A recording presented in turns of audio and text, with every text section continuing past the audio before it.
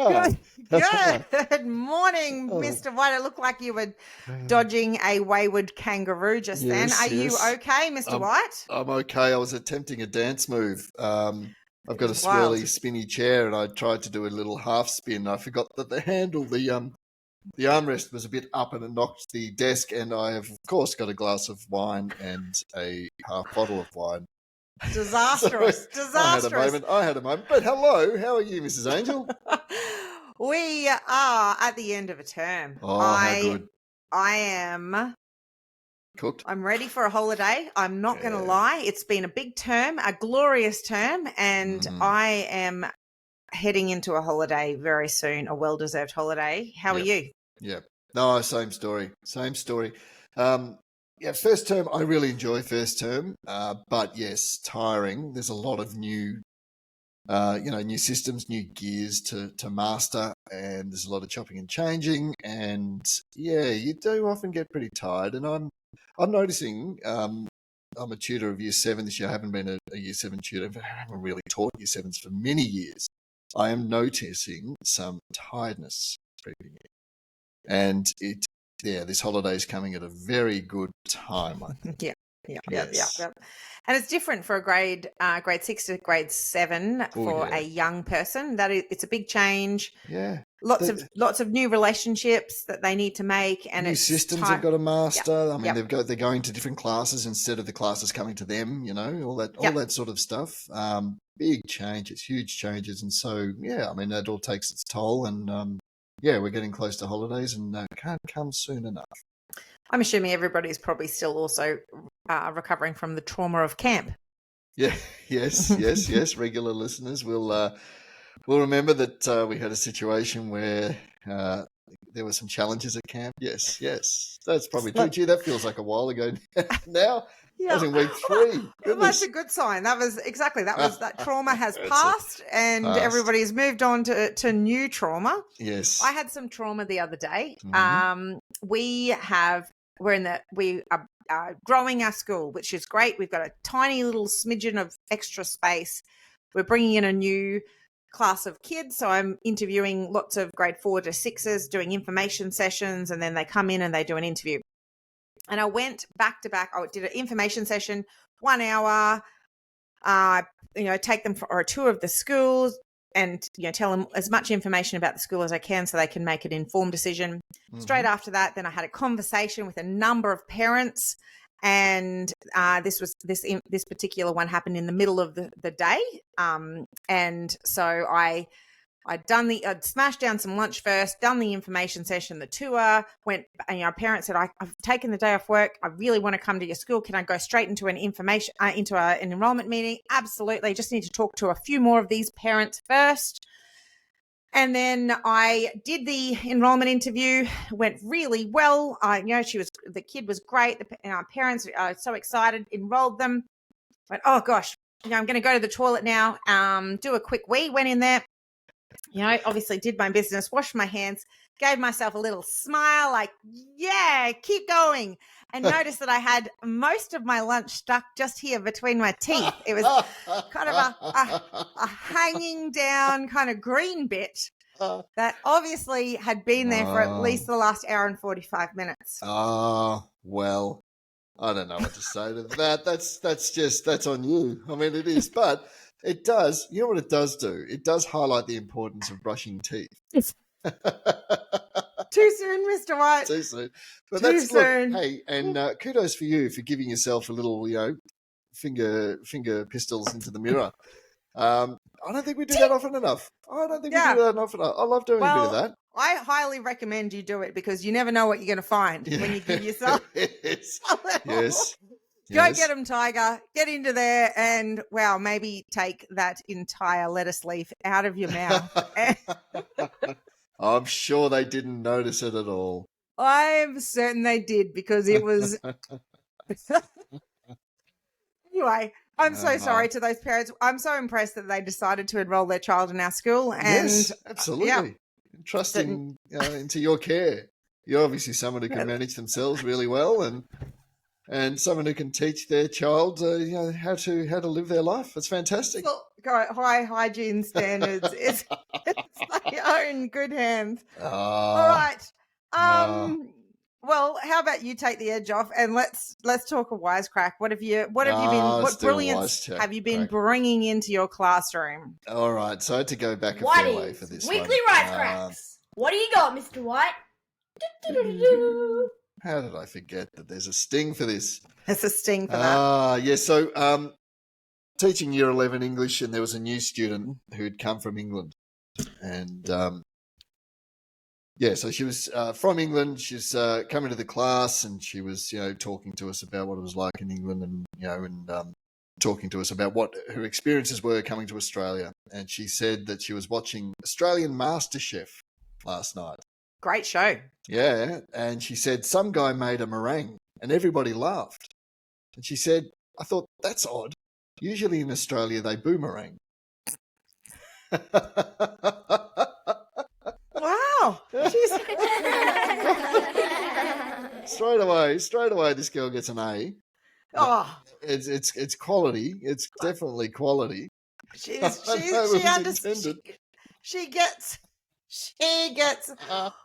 Australians. That's impressive. Gets the Australian comedy sense of humour straight away. Well played. Well played. Is she just trying to rival you in your classrooms? It sounds to me like she's a big fan of the show. Quite possibly. And look, I don't normally like doing the Whitey's Wisecracks where I'm not the one cracking the wisecrack. But this one was actually pretty good. So I thought, yeah, fair enough. Hats off to you. Well played, Queen Elizabeth. Impressive. All right. Well, hey, thank you. That was more than I deserved, frankly. It has been a wild term, and yes. I could give you plenty of. Let's do some highlights. Let's do some highlights. All right. I'm going to put them under teaching tales because they deserve to be teaching tales. Good. Teaching tales. Dun, dun, dun. All right. There was this one time when I had band camp. There was this one time then when I was getting into the lift at school to go from level 1 to level 3. And one of my grade 9 students came around the corner and then asked if he could get into the lift with me. And I had a moment because he got into the lift and he was in his Minecraft pajamas. And I had that moment, do I know who this is or not? I'm sure this is this student, but he wasn't in a school uniform. He was literally in his Minecraft pajamas. And I had a moment when I thought, am I sleeping? Is this a dream? Am I making this up? The door's open. We get out on level 3. The boy goes, bye, miss. And then he heads to his classroom carrying his bag in his Minecraft pajamas. And I go to my room and then I call downstairs because he obviously had a late pass because he was a bit late. And I said, was that just insert student's name?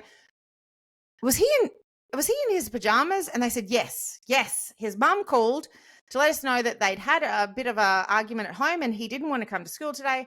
But he said, I'm not changing into my uniform. And she said, I don't care. Just get in the car. You're going to school. So he got into his car in his pajamas. And that was the standoff. And that glorious mother got that child out of the car in his Minecraft pajamas, signed in late slip, up in the lift, sharing a lift with the principal who, to be fair, I did not question him on his pajamas because I was a little lost at that time and was lost for words.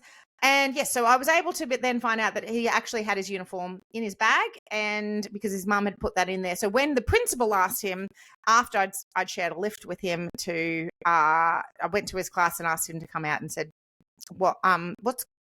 that's not what we wear to school. And he said, yep, I know, but I don't have my uniform here. It's all good, mate, because I've just talked to your mum and she's assured me that it's in your bag. So if you just pop into your bag and you can grab them and you can get changed out of those literally stinky, like it was 14-year-old boy, stinky pajamas. He literally rolled out of bed, came to school. But hey, I want to just spend a moment applauding those parents Oh, yeah, who that's great. get their kids to school. Hear, hear. You That hand them is- over to us, and Yep. we've got this. But That's getting elite. your child to school, absolutely spectacular. And that kid literally left me lost for words just for a moment there. Didn't Oh, know. that's elite on the part of the parents. Fantastic. Well done. Impressive, Hats off yes. to you. Yes. But Very good. I've got a better teaching tale because Ooh. this one has been sent in by a listener, and I think you're going to enjoy this one as well. Teaching tales. Dun, dun, dun. So, Mr. White, this teacher tells us that their class was studying health, and they were looking at a healthy lunchbox. So the healthy lunchbox was being inspected by all of the class members, and the teacher was going around and looking at all of the class lunchboxes. And the teacher came to little Johnny's lunchbox, and little Johnny opened it up, and there was a sandwich, and there was a muesli bar, and there was a popper, and there was a piece of fruit. And the teacher said, "That's a very great looking lunchbox, little Johnny." But little Johnny said to the teacher, "Well, actually, I'm not very happy because I was expecting in my lunch box today a BJ." And the teacher said, "You were expecting a what, sorry?" And he said, "Well, last night my mum had cooked dinner, and she said to my dad, if you do the dishes, I will give you a BJ." And they all laughed. And then I thought, I want a BJ. So Dad didn't do the dishes. So I went and did the dishes, and I was expecting in my lunchbox today a BJ.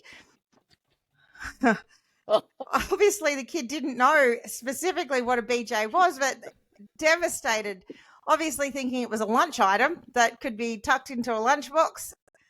Yes. Well, I should bring my lunch from home more often if that's a possible part of lunch. That's interesting. Oh, it's always little Johnny.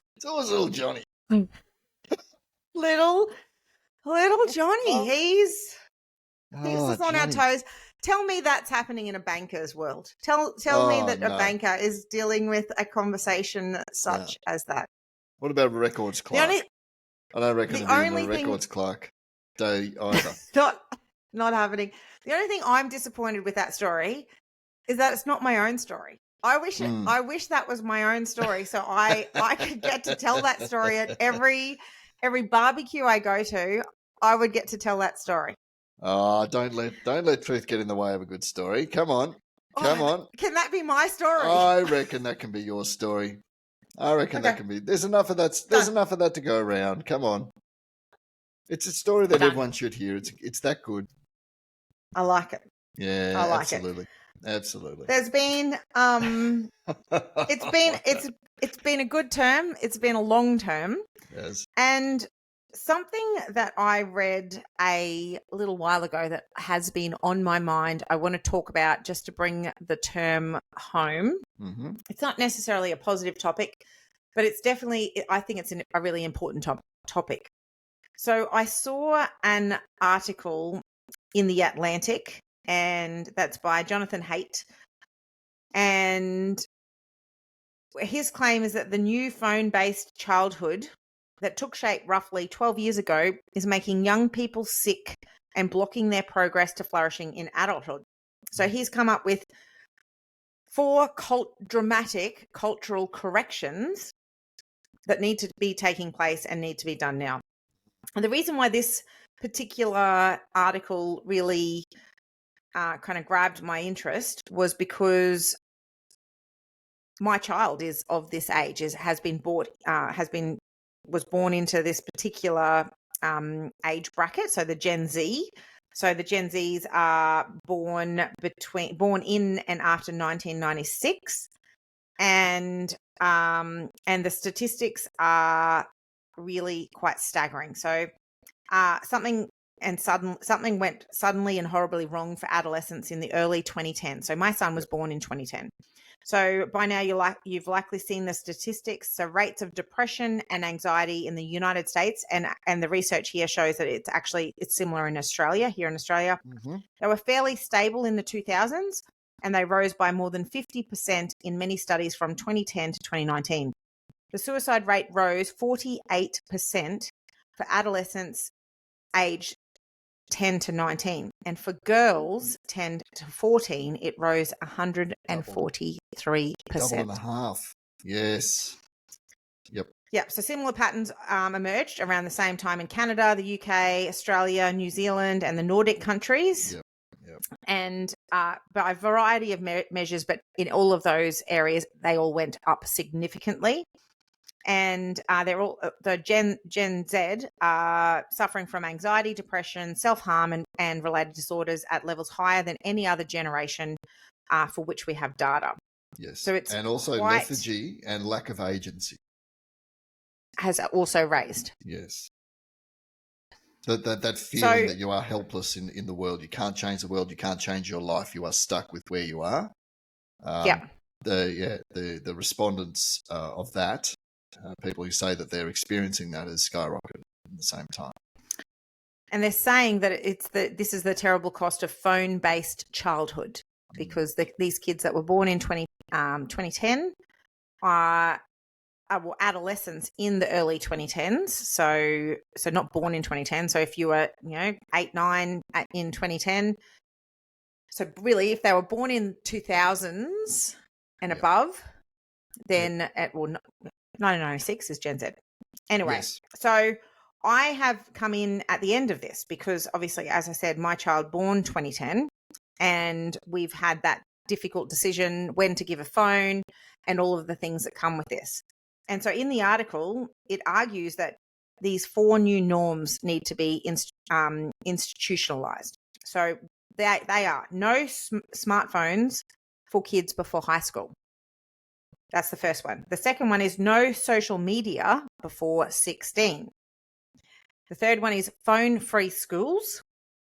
And the fourth one is more independence, free play, and responsibility in the real world.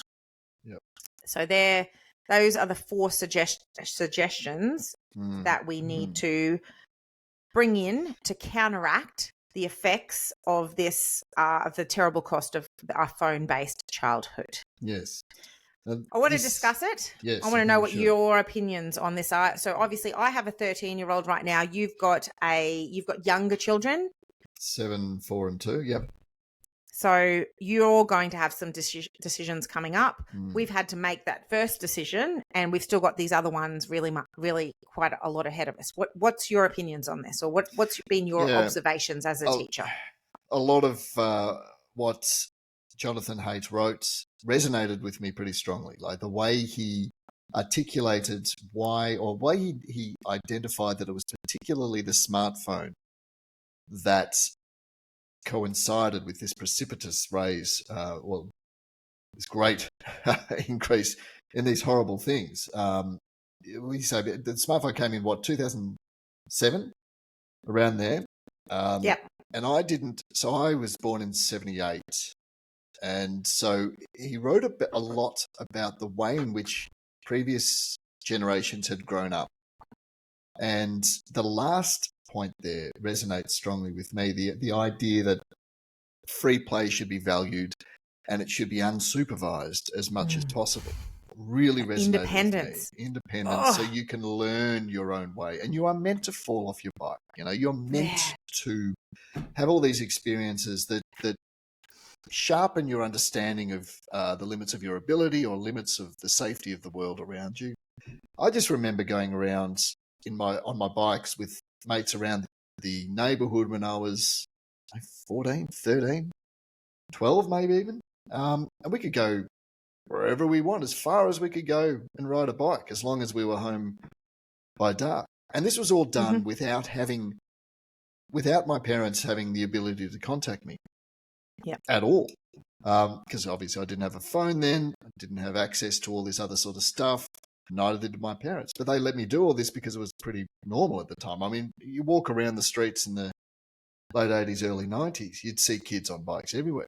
Everywhere. Yep. At the park kicking the footy. Look, you still see all that now. Can I pause you for a second? Can I pause you for a second? When you drive through your neighborhood now and you see a group of kids on their bikes, what do you think? Oh, they're up to no good.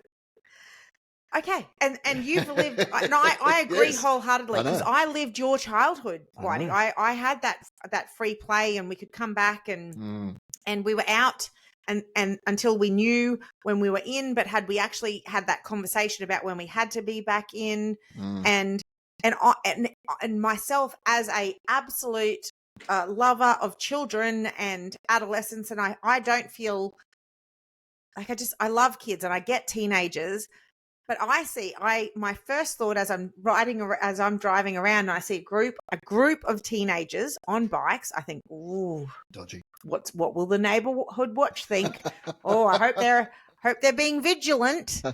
And then I catch myself having that thought, and then I replace that thought. But yes, but we see less and less of it, and then we think they're up to no good. But previously, groups of teenagers out doing independent play was norm. Yep. And yes, absolutely. And even it did strike me that I haven't seen kids at the park kicking the footy or playing cricket or doing whatever without a parent being there, or without it being, organised sport where there are people who are in authority overseeing and supervising. And that struck me as actually, this has really crept up on me, because now that I'm considering it, I can see it everywhere. Like I run in this circuit. It's a 9K circuit, and there are lots of footy ovals around where I run, lots of open space. And there are kids there, but they're all supervised. I never see, and this forced me to realise, I never see kids there just having kicks for goal who are 13, 14, 15 without a parent being there, even 16, 17 probably, without, a parent being there. And that's what I used to do all the time. I used to go down the park when I was 14, 15, ride my bike there, meet my mates, kick the footy for a while, and play cricket or play tiggy or whatever, and then find my way home. So that fourth point for there really resonated very strongly with me. It's something that I think we're missing, and I'm wondering, look, we all want our kids to be safe. We all want the children in our community to be safe. But I think a lot of this stems from a fear that is irrational, and while the consequences are huge, it's very rare for something to go wrong for kids going around the neighborhood like this. Yeah.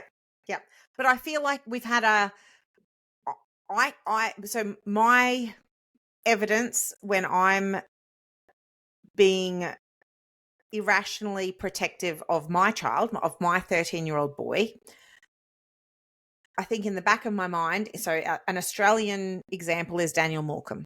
So in 2003, Daniel Morecambe, a beautiful 13-year-old boy, was abducted and murdered, and in 2003. And so this is right in that little, and there's obviously examples of this all around the world.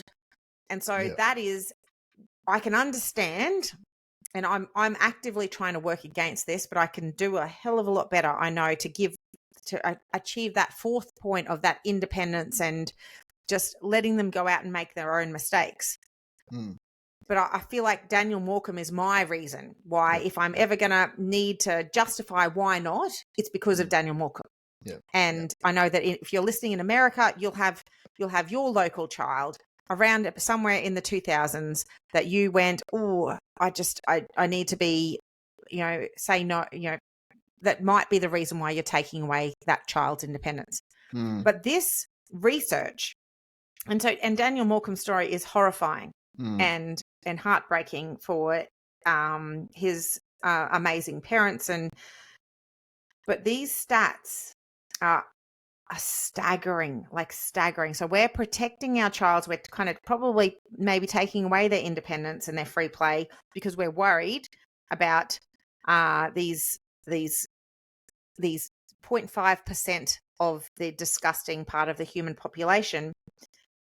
and we're giving them a phone instead and kind of free range on a phone, and it doesn't have to be one or the other. Like, so maybe we're taking away that independence, but you can keep your connection through this phone. And the phone, we're seeing the stats are leading to more than 50% of suicide rates rising, 48% for adolescents 10 to 14, and rising 131% for girls aged 10 to 14%. That is scary. Yeah. That is really, really scary. So I feel like I'm saying, I'm bringing this up because I feel a tension here. I don't know. I feel a tension because I want to set my kid up for success. Every parent wants to set their kid up for success. Every teacher wants every child that they're teaching to be successful. And where there's this tension between that free play and the independence, but wanting to keep your child safe.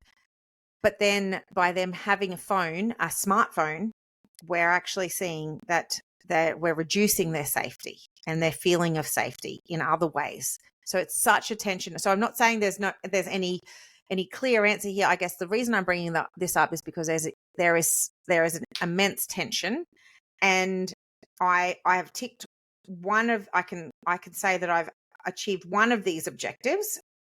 So no smartphones before high school. I held the line. I was the worst person in the world, but waited until Zave was in grade 7 to get a smartphone, and was still reluctant at that stage. Would have preferred a flip phone, but also to allow for that independence, to be able to catch buses to school and be able to work out the bus schedule. I have allowed the smartphone when he's going into high school to be able to catch the buses and do the things.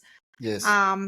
But I've still, and wonderfully, this year in Queensland, we've brought in all state schools, it is a phone-free zone. So the third objective here, in Australia, in Queensland, and I know also in your state, Whitey, in Victoria, the government schools set the standard a couple of years ago of bringing in phone-free schools. So phones are off and away. And I know from what I'm hearing from my son is that there is more connection between kids at lunchtime by them having phones off and away. And we initially thought it was going to be a big deal, an enormous deal, and the kids won't cope, and this is going to be a bad thing, or there'll be so much pushback. But 95% of families want this. Probably 95% of kids, once it happens, are okay with it. And remember, their frontal lobe is not developed. No. So they don't actually know. They don't know right from wrong. They don't know. All they know is they're addicted to their phones. That's right. They're still building the risk reward in their brains, and the instant gratification that this stuff gives you. It doesn't encourage you to take risks. It doesn't encourage you to grow. And I would argue that there's absolutely no reason why a student needs a phone while at school. I understand why a parent might want to have the phone in the hand of a student on the way to school and the way home from school.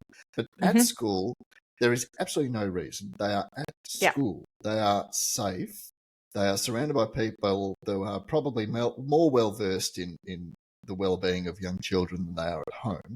And deeply invested. Yep. Deeply invested. And the number of issues that I've dealt with that stemmed from a child texting a parent about something that happened at school. The way that just manifests and makes the problem so much worse is just horrific. It really does just amplify the problem. There's nothing good that can come of it. Yeah. And there is just no reason, I think, for a student to have a phone while at school. If the parent really needs to contact the student, you can ring the school. We know where the student is. We can contact them. We can always. You can get a message to them. Absolutely. And vice versa. If a student needs to get a message that's urgent to a parent, they can do that. They don't need to be able to do it through a phone. In an instant. Exactly. And I would also, I know from a science of learning perspective that by not having the phone in the hand, it's helping students with cognitive overload as well. Oh, So it's one less thing to worry about. It's one less thing to think about. It's one if they know that they can't have access to that phone, they can actually be all in at school. Yep. They don't have to worry about which of my friends has text messaged me and I'm going to be able to see it at lunchtime. Yep. Or what is little, person going to be cyberbullying me when I check at lunchtime and I check all of my socials? Am I going to have a nasty message from somebody else? But I have to, they know, because we know that these phones are addictive. So if they are allowed to have them in their hands and be checking them at lunchtime, they will check them. Mm-hmm. And then if there is a nasty message there, then that child is in cognitive overload and they're not going to be able to learn. That's the only thing that's going to be in their brain. So that's exactly right. And what was the stat that Jonathan Haidt presented? I think it was something like the average high school student gets 250 notifications from per day, 250 notifications per day from text messages, Facebook, MySpace, how old am I? Snapchat, Instagram, all those things. Overwhelming. Oh my gosh. Just think about how well you'll be able to concentrate if someone was tapping you on the shoulder every however often that is. You can't think. And I really am worried about how we're teaching our children, our students, in terms of developing their ability to think deeply. I think we teach them really well how to think about a lot of things at once and how to think superficially. Yeah. And broadly. And we're trying to help them to be discerning, like what's real, what's fake news and real news, so that quick decisions and being able to scan something and go, is this real or not? Yes. But you're right, that ability to have that, you can only think deeply when your working memory is freed up. Yes. And if your working memory is clogged and you're in cognitive overload because and what we know, the science of learning says we can actually only hold around about 4 pieces of information in our working memory at any time. So if some of those 4 important things is worrying or thinking about your social media accounts, then you're diminishing the opportunity to be able to think about anything else that's in front of you at that time. I'd say you're obliterating it. I'd say you'd have no chance. You would have no chance. Yeah. Yeah. So we're in a blessed situation in the 2 states that we are in Australia, that one of these 4 suggestions of no smartphones before high school, no social media before 16, phone-free schools, and more independence, free play, and responsibility in the real world. So these 4 suggestions to really help these kids of this generation that we're teaching right now, to be able to overcome that terrible cost of the phone-based childhood. I've got decisions to make as a parent, because I've achieved the first one, no smartphones before high school, and he has a smartphone now because he's in high school. I've got to hold that line on no social media before 16. How are you going with it? How do you do it? How do you even bring it up? So the we haven't battled over it yet. It's been mentioned and it keeps on being brought up in conversation. Hey, can I? And then most definitely though, when I say, oh yeah, no, not now. Now's not the time. I don't, but so at the moment I'm able to kind of push back, and he's accepting the pushback. There will come a time where he won't accept the pushback. And definitely it's been when I do prior to the pushback, it's everyone else has got it. And this is the challenge of, and he's not lying. He's not lying, because when he says everyone else, he actually doesn't know every single person. But I actually accept that the majority of people, he's not lying when he is saying this. Everyone else who's anyone else has got this right now. And possibly by me saying no to this, I am denying him a social connection. Yes. And I guess I'm also in a fortunate position because my child is quite social and does other things beyond school. So it's going to be, if I choose to hold the line on this, it's going to be easier for me to hold the line on this. And it's not going to be as easy for other parents whose children are not as social to be able to because to them, this is and will be their social connection. Yes. But you're lucky because your boy's very sporty as well, and so he Yeah. develops a lot of his connections through that. Yes. And I'd Yes. imagine a lot of the reason that he uses his phone would be to check up on the NBA Correct. and what's Correct. The going over stats. there. Yeah, Exactly. yeah, but Exactly. that's another thing that this article brought up that I found was very interesting. A study of students around this age, maybe a little bit older, said that the only reason, or the major reason why they wanted to be on these platforms was because their mates are. But given the opportunity, if no one else of their mates were on these platforms, they wouldn't be on. They would choose not to be. They would choose not to be. And I think that's really, really important to remember because I don't think this is a Wild West. I mean, we don't know what we're doing here. And it's only really now that the data is coming through and we've been wondering why rates of depression have been increasing and all these other diagnoses have been increasing. And I think for a long time, we've noticed this and we've thought, well, that's because our detection abilities are better than they were. We are better at diagnosing this now. I'm starting to think that we've over-tipped that point. We've over-tipped that point, and I think we need to start looking for a reason why people that we are teaching, our young people in our community, feel so isolated when they are as connected as anyone has ever been in the history of the world. Yeah. That this is, they don't feel confident in themselves. They don't feel the ability to tackle challenges. They are so, I don't like the term, but I do think that a lot of them are precious and they're not being exposed to challenges that are going to help them grow. Yeah. And I don't know how much of that is, I'm not saying I have the answer for that. I'm just saying that we need to start looking for an answer for that because I think something is going on. What if the, because back in, I sound like I'm pulling out my Zimmer frame and I'm creeping along, obviously here with my Zimmer frame. Last week? Yes. Yes. So what if back in our day, I know. it was predictable. We knew what people were likely to step forward and challenge us on and say, and then we would have the opportunity to challenge them back. Yes. And most of those arguments were grounded in logic and being reasonable. And now we've created a world for our children where they put photos up of themselves.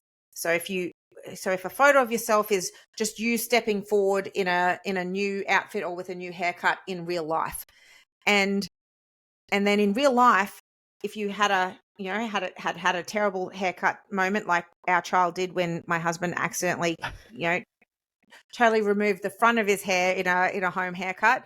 Accidentally. And the children at school then say to him, nice hair, and then he goes, oh yeah, but how about your face? And then it's kind of left there, But then if they were to then put a photo up online, oh jeez, about with that haircut and go, oh gee, Dad gave me a terrible haircut, and then is the word vitriol that could come at the student at the child as a result of that isn't logical, and it isn't. Yeah, and then you can't actually come back at it, and you can't rationalize it, and I don't know. And so it's not rational, it's not logical, it's not predictable, and so therefore it becomes more in your brain than what it needs to be, and you're in cognitive overload, and then your brain's trying to create connections between what people are saying, and it's kind of I don't know.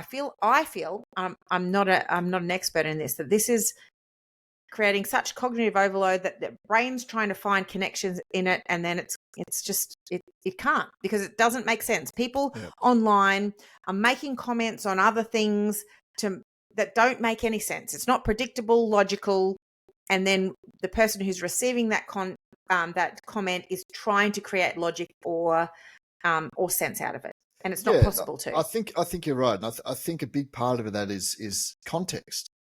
I mean, you need to understand the context in order to understand the message. And if you rock up to school and you got a crappy haircut, you cop it, okay.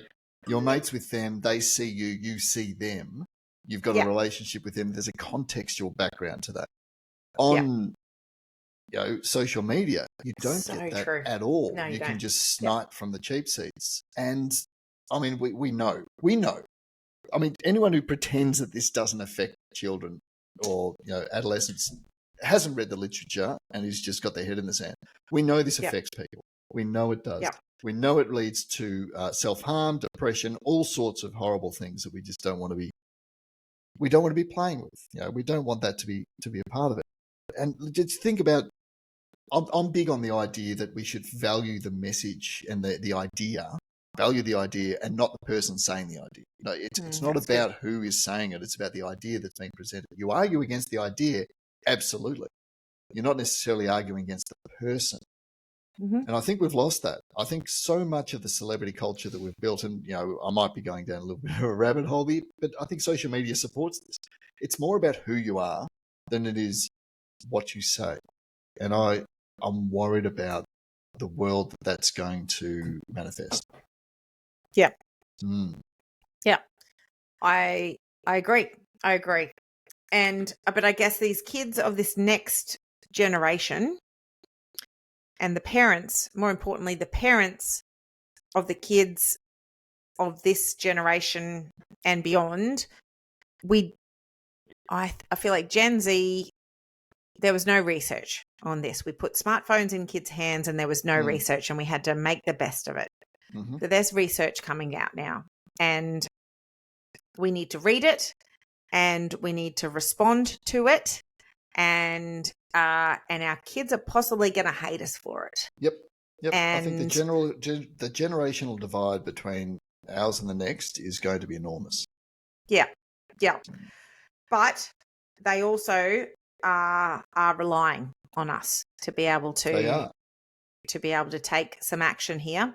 And I have lost sleep over Jonathan Haidt's article, and I will continue to think about it, and it will continue to shape my thinking for my son. And that doesn't mean I'm going to get it right at all, but I'm going to very much consider this. I recommend anybody on LinkedIn to look at Jonathan, Jonathan. Haidt is Haidt. And the article that is in The Atlantic. So he's a professor at NYU Stern School of Business, and he has done a lot of research on this. So thank you to Jonathan. Professor Jonathan, for doing that. And I will continue to explore this and ride this wave. Yep. And good. I mean, that's got to be a pat on the back for you, because your natural intuition and what you've seen has led you to make this call before this article with your son. So good on you for seeing this as an issue. And are you listening to this, Xavier? I'm not the devil. I'm Sharon Angel. Are you listening? Angel, literally an angel. Literally angel. Although, to be fair, I married the angel. I needed a little bit of help from a friend to be able to become an angel. But and I'm not religious, but let's not forget that the devil was a fallen angel as well. But no, it's still good. It's still good. That's good. That's good. I will probably bring that up in conversation in the next couple of years. Just don't fall. Simple. Okay, good.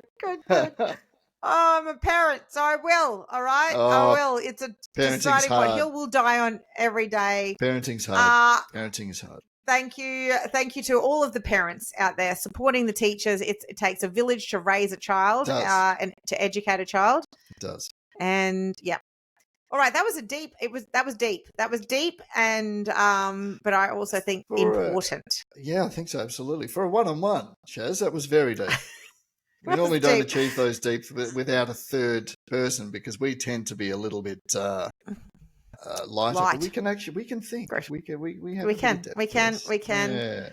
And it's been an amazing term. It's been a fantastic term, and so thank you to everyone who's joined us throughout this this season. So season 5.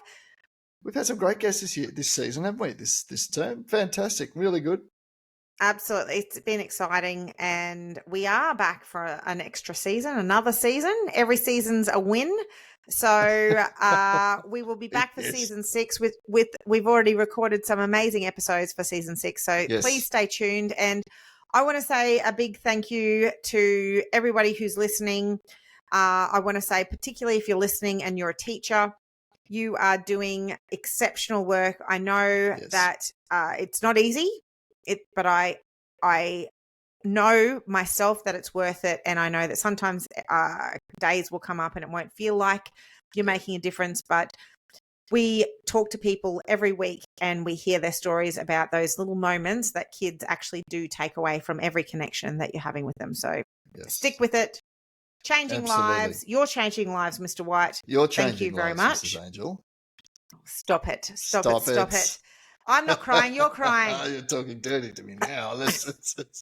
All right. We will see everyone back for season 6. Have an amazing holiday. Thank you, everyone. When you Have a get great there. holiday.